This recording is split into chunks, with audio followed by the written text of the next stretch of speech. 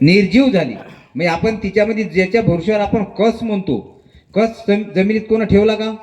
कोणच नाही ठेवला. सगळ्यांना नागरू नागरू तिचा कस पूर्ण काढून टाकला. आणि उत्पन्न घ्यासाठी अजूनही आपलं प्लॅनिंग तेच आहे. सचिन भाऊले 15 क्विंटल तर यायला 17 क्विंटल पाहिजे. मग त्याच्यासाठी यायच्या दुकानातून किती माल येते याच्याकडे लक्ष नाही. त्याच्यासाठी म्हणून मी मग ते सांगितलं का पहिले खिसा कसा वाचते ते ठरवा, उत्पन्न ऑटोमॅटिक तुमचं होते. तुम्ही आज कापसाचं उत्पादन घेतो म्हटलं तर 50,000 रुपये खर्च येते का नाही एकरी? वेचाईपासून धरा तुम्ही सगळं 50,000 रुपये. 10 क्विंटल कापूस झाला का यावर्षी? मग बसले पैसे कोणावर? का कोणी? तुम्हाला कमी पिकला म्हणून सरकार जास्त पैसे घेणार आहे का? उतरलेच भाव. म्हणून त्याच्यापेक्षा खर्च कमी करा, जमीन सुपीक करा, उत्पन्नाचे पैसे वाचवा. आता तुमच्या जमिनीचा सेंद्रिय कर्ब 0.2 आहे आपल्या विदर्भातला, आणि माझा 1% आहे. म्हणून मला रासायनिक खत लागत नाही. आता चर्चा तर अशा होत्या का मी रात्री खत आणतो रात्री देतो, त्याला काही पण दिवसा द्यायला माणसं सापडत नाही, तर रात्री कधी खत देईन का भावाला? तर अशा गोष्टीचं काही न करता तुम्ही 1 एकर का, मी तर म्हणतो तुम्ही 1 वरंबा तयार करा. 1 वरंबा. आता तुमच्या गावात एवढी शेती झालीच आहे. त्याच्यात सुरुवातीला तर असं झालं होतं, वाबिटकर साहेबाची शेती म्हणजे तुमच्या गावले गंगाजी मानकर असं नाव पडलं आहे त्याचं. मला फोन यायचा, यार तुम्ही वाबिटकरला सांगितलं ती SRT शेती करते, याच्यात वाव पडत उक्त झालं म्हणजे. पण SRTचा नियमच तसा काय पहिले कचरा येऊ द्या. कापसे साहेबांनी मग काय सांगितलं का उगवण पूर्व तणनाशक वापरायचं, जसं गोल पेंडा मेथालीन, म्हणजे कचरा येऊ द्यायचा नाही. पण आपलं तंत्र थोडंसं विपरीत जात आहे. पण ते कधी 3 वर्षानं. सुरुवातीला कापसे साहेबांनी सांगितलं त्या पद्धतीने तुम्ही उगवण पूर्व तणनाशक मारलं पाहिजे, पण 2 वर्ष जाऊ द्या. मी उगवण पूर्व तणनाशक नाही मारत. आपली मनस आहे तण देई धन. पहिले तण येऊ द्या, त्याच्यात टोबान मग तणनाशक मारा. म्हणजे धनही भेटलं आणि तणही भेटलं. उगवण पूर्व तणनाशक कोणासाठी मारले? तुम्ही जे पारंपरिक शेती करताय, नागर वखर कर, तुम्ही उगवण पूर्व मारता, तणनाशक मारता, डवरताय ना निंदताय. तुम्हाला माहीतच नाही नेमकं का करायचं आहे. म्हणून सकाळपासून संध्याकाळपर्यंत एकच काम आहे. याच्यात उगवण पूर्व मारायची गरज नाही. पैसे तिथे वाचले. सोयाबीन किती पेरता एकरी? 30 किलो. कर्मास पेरणी यंत्र तुमच्या गावात चालली. चना 50 किलो. इथं लागते 14 ते 15 किलो. वाचले किती पैसे? पैसे वाचल तेव्हाच तुमचे शिल्लक राहील. उत्पन्नावर शिल्लक राहत नाही. आपण आजा बाबापासून शेत्या करता, कोणाचं बँक बॅलन्स नाही, कोणा कास्तकाराचं. ज्याचा दुय्यम धंदा आहे त्याच्याच पाशी शिल्लक आहे. आपल्या पाशी कोणापाशीच पैसे शिल्लक नाही आहे. तर मग खर्च कोणाच्या भरोश्यावर करायचा? उत्पन्न जर बिगर खर्च करता होत असन तर थोडासा त्रास घ्या लागेल का नाही? आता मी सुरुवातीला केलं, मला कितीतरी पटीनं त्रास झाला मर्यादेच्या पलीकडं, कारण मी एकटा होतो. पण मी हार मानली का नाही आणली? कारण मी एकच सांगू, तुझ्या बापाचं नाही माझ्या बापाचं होईल, संपला विषय. बापाचा पगार आहे त्याच्यावर जेवतो, पण शेती बुडवतो. बुडवता बुडवणारा तारते हे 100% खरं आहे. आता दुसरा विषय येते बेड करायचे. तुम्ही बेड दरवर्षीच करता. ट्रॅक्टर तुमच्या घरी नाही तर ट्रॅक्टरनं नागर करता, वखर करता, बेडे करता. पुन्हा फरवरी महिना आला का राजीवच्या ट्रॅक्टरला व्हीपास लावली का मोडला. पण जिथं आपण बेड करतो म्हणजे त्याच्यात काहीतरी राहते याचं अजून आपण समजूनच घेतलं नाही. आपण जे तुम्ही आता खत देता, हे खत तुमच्या मालाला पुरवते कोण? जीवाणू. आणि हे आपण मारतो केव्हा? मे महिन्यात तुम्ही नागरता. मे महिन्यात तुम्ही राहू शकता का उन्हात? तर मग ते बारीक डोळ्यानं न दिसणारे जीवाणू जिवंत राहील का? याचा विचार आपण कधीच नाही केला. आपण आणि आपलाही दोष नाही, कारण आपल्याला सांगणारे जर कृषी विभाग, म्हणजे म्हणण्याचा उद्देश सरळ आहे का खर्च जर कमी केला नाही होईल ना उत्पन्न. 12 क्विंटल तुम्हाला 10 क्विंटल पाहिजे यावर्षी, नाहीतरी किती झाले? 4 क्विंटल झाला. खर्च तर तुमचा तोच झाला. आणि जे जमीन सुपीक करायसाठी जे लागते तेच तुम्ही डबल बाईचा रोज देऊन त्याला वावराच्या बाहेर काढता. तणनाशक आपल्या काम त्याला पुंजाने उचलायला डबल बाईचा रोज देतो आपण. शेणखत तुम्ही शेणखत जमिनीत कोण्या महिन्यात टाकता? एप्रिल मे मध्ये. एप्रिल मे मध्ये जेव्हा तुम्ही उभे राहू शकत नाही, काही उभे राहू शकत नाही, खतातले जीवाणू जिवंत राहील का? म्हणजे तुम्ही खत टाकलं का माती टाकली? मातीच टाकली. मातीमध्ये माती टाकली. आणि मग म्हणते मी 10 ट्राल्या टाकल्या. हो 10 ट्राल्या टाकल्या, पण माती टाकली, तर त्याचा तुमच्या शेतीला फायदा होत नाही. SRT जर तुम्ही सुरू केली तर दुसऱ्या वर्षापासून तुमच्या घरचं शेणखत विका, हा सल्ला मी प्रत्येकाला देतो. आपल्याला शेणखताची गरज नाही, गांडूळ खताची अजिबातच गरज नाही. तुमच्या जमिनीत गांडूळ प्रत्येकाच्या राहते, पण SRT मध्ये जास्त करतात. तुम्हाला जर गांडूळ पाहायचे असेल, टोबाच्या दिवशी माझ्या शेतात याचं सोयाबीन टोबाच्या दिवशी तुम्हीच टोकन यंत्र चालवायचं. प्रत्येक टोकणीले तुम्हाला गांडूळ दाखवून देतो मी. प्रत्येक टोकणीला. आता हे तर काय मी वरून टाकले नाही. बरं आता सगळेच जण तुम्ही शेतात इथंच येणार सगळे येऊनच, याच्याबद्दल काही शंकाच नाही तुमच्याबद्दल का आपण काही केलं म्हणून. ट्रॅक्टर माझ गेले हे तुम्हाला माहीतच आहे. मग माझा ट्रॅक्टर जर माझ्या शेतात कामाचा नाही तर तुमच्या खरंच कामाचा आहे का? आता अफवा वेगवेगळ्या होती. कोणी म्हणते असं करते, कोणी म्हणते तसं करते, कोणी म्हणते रात्री टाकते, दिवसा टाकते. सोडून द्या, रात्री टाको दिवसा टाको. मी असं आहे ना म्हणत तुम्ही रासायनिक बंद करा, मग रासायनिक बंद करतच नाही. फक्त त्याचं प्रमाण कमी कमी करून बंद करायचं आहे. तुम्ही आणि तुम्ही एका एकरात करा. पहिल्या वर्षी 4 थैल्या द्या, दुसऱ्या वर्षी 3 द्या, तिसऱ्या वर्षी 2 द्या, 1 द्या. एक वर्षी देऊच नका, नाहीतरी असं पिकतच नाही. एक वर्षी तसं नाही पिकत. पण समजून तर पडन तुमचं तुम्हाला.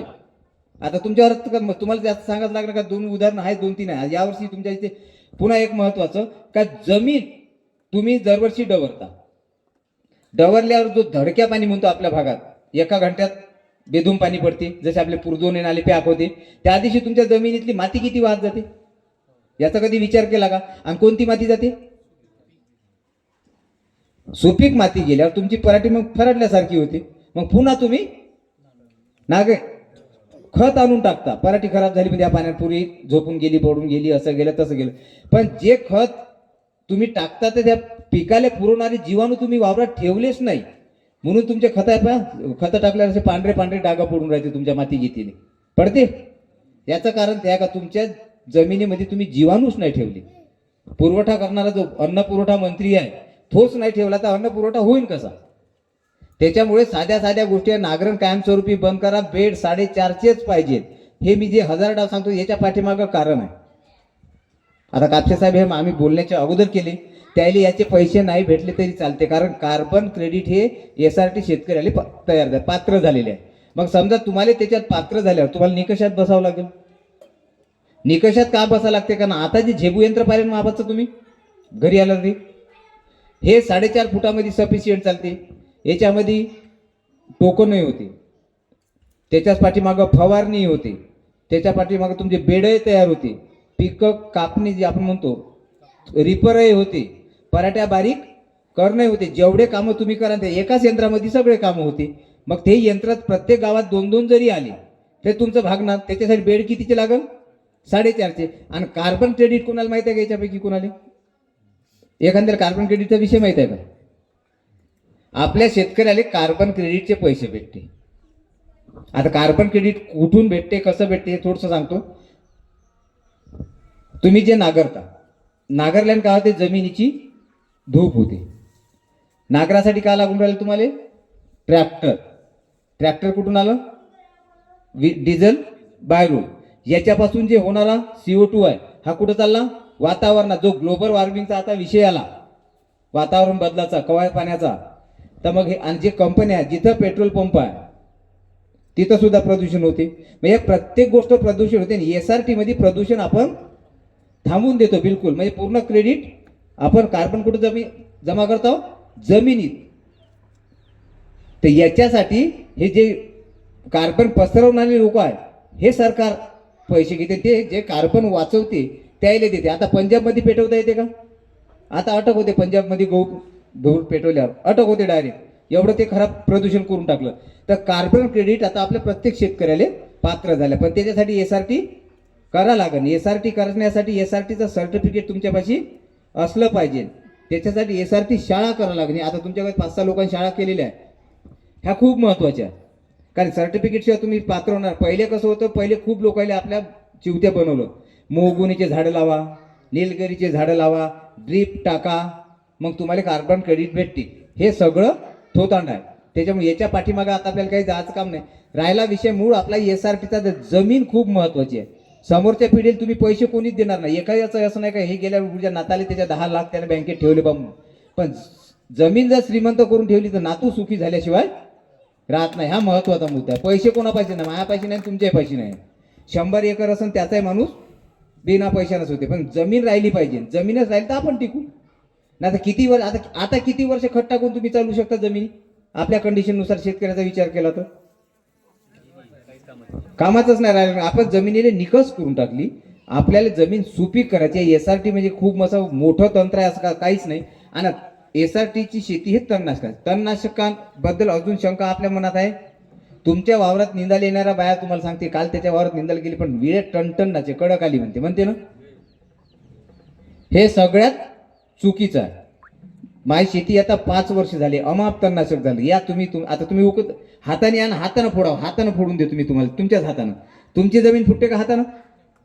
तुमची ट्रॅक्टरनं नाही फुटत. आता ट्रॅक्टरचेही चक्के फिरवते. म्हणजे तुम्ही जमीन आणली कडक, आपल्या जमिनीमध्ये नुसतं आपण मुळ्याचा बाजार करून ठेवलेला. तुम्ही आता सगळं पाहिलं असा, मुळ्या जिथं पाहाल तिथं तुम्ही पाहिलेला मुळ्या. जितक्या जास्त तण तुमच्या वावरातनं मुळ्या होईल तितकी तुमची जमीन जास्त सुपीक होईल. गांजर गवत कोणाच्या वावरात होती तुमच्या कोणाच्या? भाग्यवान. आम्ही त्याला भाग्यवान म्हणतो, तुम्ही त्याला दुर्भाग्य समजता. गांजर गवताले मुळ्या किती राहते? असेच राहते, गेंदाच्या गेंद.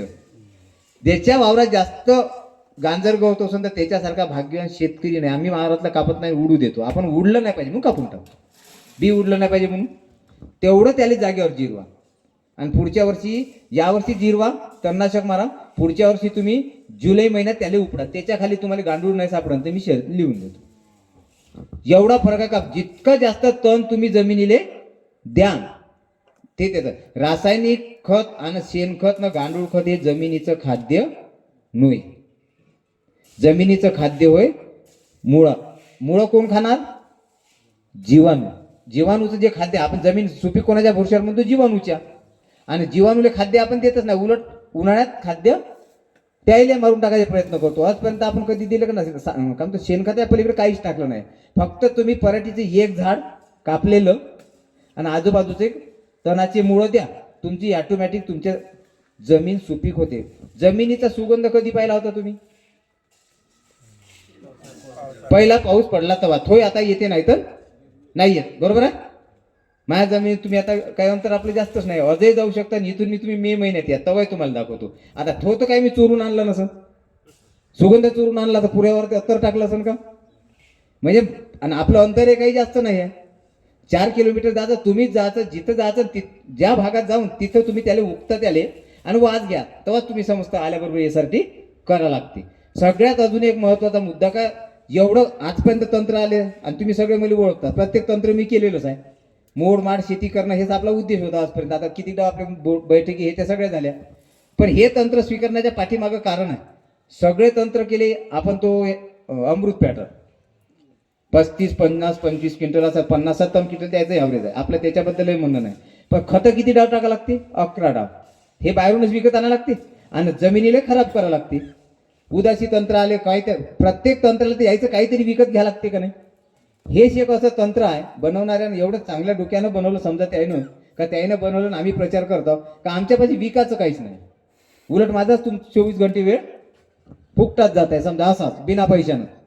पण हे काहीच विकत घ्यायचं नाही. उलट तुमच्या खिशातला पैसा वाचवाचा हे सांगायसाठी मी येतो. आता मी 24 घंटे तुम्हाला माहिती आहे सगळ्याला प्रत्येक लोकांना भेटतो. पण ह्या 24 घंटे भेटण्याचा फायदा एवढा आहे का आता विदेशात 7 शेतकरी आहे ना, तर मी विमान नाही पाहिलं.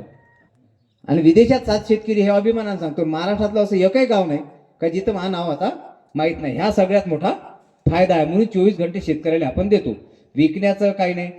म्हणजे असं जो आपण लोभ, याच्यात लोभ नाही. म्हणून शेतकऱ्यापर्यंत आमचा दोघांचा संबंध काहीच नाही. यायनं फोन केला आणि भेटलो यावर्षी. ते दिवाळी झाल्या, दिवाळीच्या दुसऱ्या दिवशी तेव्हा फोनवरच. असे कितीतरी शेतकरी आहे का दररोज फोनवर घरच्यासारखे बोलते पण चेहरे पाहिले नाही. तर हा सगळ्यात मोठा फायदा आहे का जिथं गेलं तिथं आपला शेतकरीच तयार आहे. आपण सांगणार का तुमचे पैसे वाचवायचे हेच. तुम्ही जर सरळ एका भाषेत सांगतो, उन्हाळ्याचा पैसा पावसाळ्यात खर्च करायचा आणि पावसाळ्यातला पैसा कुटुंबाला खर्च करायचा. संपली आपली यासाठी शेती. काहीच याच्या पलीकडं काहीच नाही. का तण वाढवा, तण जिरवा, बस. याच्याच पलीकडे एवढीच माहिती आता इथं योग्य आहे. काही नाही पटलं तर फोन करू शकता किंवा आता आपण वैयक्तिक संबंधच आहे, याच्याबद्दल काही नाही. मला तुमच्या मंडळाकडून इथे सांगण्यासाठी जी संधी दिली त्याबद्दल मी तुमचे आणि करंजी ग्रामवासियाचे धन्यवाद देतो. 2 शब्द संपवतो.